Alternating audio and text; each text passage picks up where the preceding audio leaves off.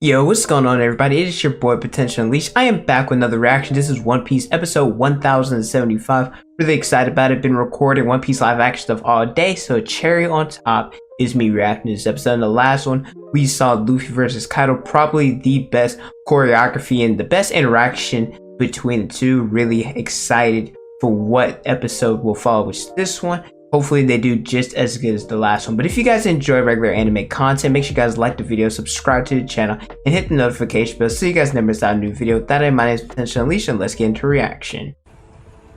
Bajrang's gun is humongous. That thing is probably, what, 2, maybe 3 times bigger than Onigashima? As you can see by the clouds, like, you clearly see it's bigger. And how much it overpowers it. Because even Kaido, like, we've seen how big he is. And he makes Kaido look like a midget. Or a little person, I apologize. But even if he knocks out Kaido, wouldn't Onigashima still fall? Nah, that fist's too dang big. Kaido, what you gonna do to battle it? And I've also not seen any of the preview stuff. I saw like one image. Typically, sometimes I watch the preview, but sometimes I forget and I don't watch it. Ooh, oh, okay. And I like how they have Luffy one way and Kaido upside down the other way. Uh-oh. Dang, Kaido is burning this ninja. That reminds me of Luffy blowing out, his hands when he fought against Katakuri. Oh, what the fluff? Why is Kaido, is he surrounding himself in lava? In fire? What the fluff? They are going crazy. I'm not gonna lie. I was expecting this episode, I don't want to say trash, but I was not expecting it to be as good as what's going on right now. What the fluff? Flame Dragon Torch. Is Kaido's, like, did he coat himself in the fire that he just blew? What the fluff? Oh my goodness. Bro, if y'all thought King was a menace, Kaido is definitely a menace. He is burning through Onigashima, the horns. Like, bro. Why is he so dang big? Oh, Luffy definitely burning. He's gonna feel that. You gotta push through, Luffy. Surpass your limits. Okay, I don't know. He's going to like his little Alien X Astro form. Yeah, he can do it without touching. Internal destruction. Plus Conquerors too. He can do it the same way. Okay, what's the attack? Right, so his is Rising Dragon. What about Luffy? Bajrang's gun? Okay. Okay, Luffy. Big, that thing is humongous. Flame Bagua. Let's go, Luffy. Show him that you're worthy of toppling an Emperor of the Sea. That impact frame. Oh my gosh. Luffy, in order to become King of the Pirates, in order to achieve your goal of being the Pirate King, you have to overpower this dude. I'm also kind of scared that they're gonna make this clash be the entire episode, but you know, you never realize how much people's cheers can actually boost like your momentum and stuff. And I guess you see that a lot when in sports, like whenever the crowd's in it. It like whenever they're boosting, you have all the momentum, and like a lot of times the opposite team, they start making mistakes and not doing as good. So yeah, I mean Luffy can't hear this, but like them cheering him on like that is definitely, and Luffy battling Kaido 1v1 like this is definitely good for the momentum. Okay, you know, I was wondering how they were going to do this episode to where it wouldn't be just like the clash. They're like, you know, throwing in some of the flashback, the stuff like that, changing it up. I'm not gonna lie, I don't like flashbacks like that, like when they reuse it, but I'd rather them do this over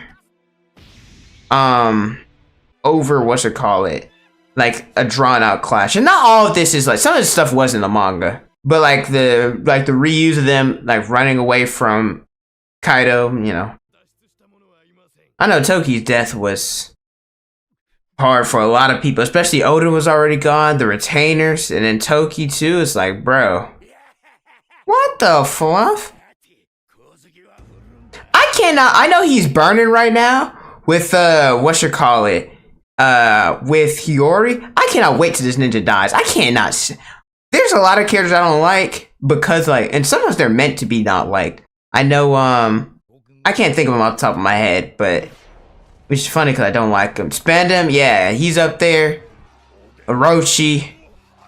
And there's like one more major one that like I probably should know, but I cannot stand. So we're seeing what happened after Oda's death, and how the Daimyo, before they were imprisoned, tried to stand against Kaido and Orochi. This would be before technically Yamato's flashback. Well, like at least of her being in prison. Kaido is just effing Wano up, Udon, Kibi, all those other places. He said they're weak. It's not that the samurai are weak, because Orochi, you're not even strong.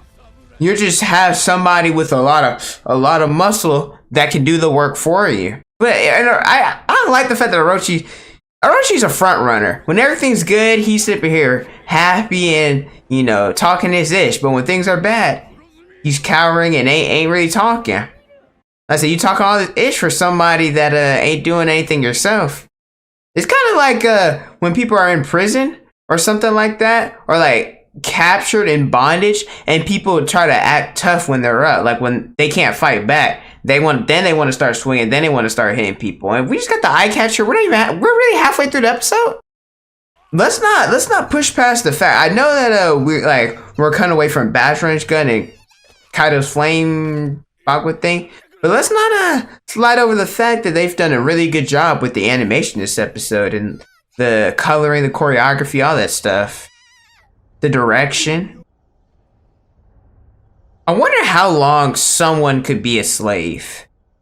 And what I mean by that is how much torture does somebody have to go through before they take their own life? But it's just like everything they've gone through. Like, look at all these people, how they, like, he couldn't take being a slave so much that he drank the polluted water and died. Like, some of them with strong will survived, thinking that the retainers would come back, which they did. Some of them didn't. And like, I can't necessarily blame the people that took their life. Oh, and this is probably the smile fruit too. After all this suffering.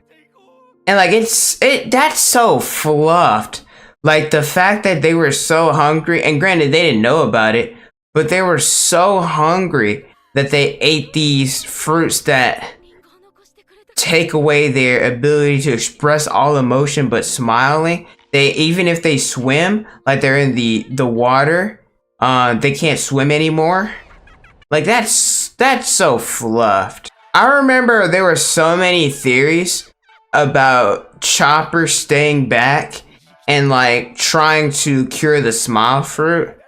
And there was a chapter when we first got on Egghead about Zoro's request for Vegapunk, or had something that he wanted him to do. I wonder, since Chopper wasn't able to do it, which I kind of find interesting because Chopper wants to cure all disease, and maybe he might work with Vegapunk. I wonder if they'll work together in order to eventually cure the people who have had use smiles. But at the same time, that's kind of hard because at the same time, there's devil fruit users. Like that would, in essence, be like trying to cure them from eating the devil fruits, which you really can't, I guess, unless they die and it gets reincarnated into another fruit. He's like, I swear, he's like a roach. Like you gotta like. Even if you step on it once or twice, sometimes them roaches, they're so resilient. You gotta. I said it's kind of, I don't want to say wonky. That might not be the best wording, but it's so much going on in this episode. Like I feel like there's so many different styles that's like going on. It's so weird, but it's good at the same time. It makes it different. Oh, but somebody who came and saved her. Somebody's here. Is that Dendro? Dendro, baby! Hey, this was kind of his matchup. This is the person that he needed to take down. He served under this ninja for so long in hiding. I'm happy. Right, so Hiyori got her conclusion, right? Faced him, made him burn, and Dendro cut this ninja off, protecting Hiyori from start to finish. It's been like this ever since her mother died, Toki. Right? Dendro's always been there by her side.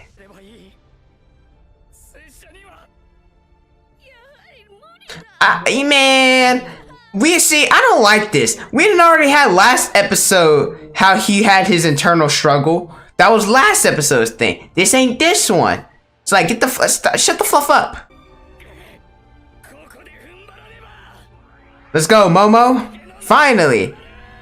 Be the shogun that your people need you to be. Push that. Okay, well, don't use your brain. Well, I guess he got little arms. Never seen that thing from Meet the Robinsons? What's going on? Why aren't you seizing the boy?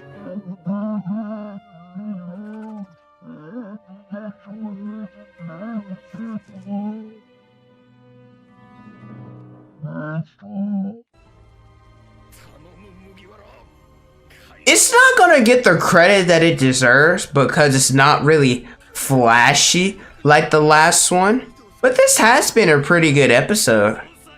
I've enjoyed it. Let's go, Luffy.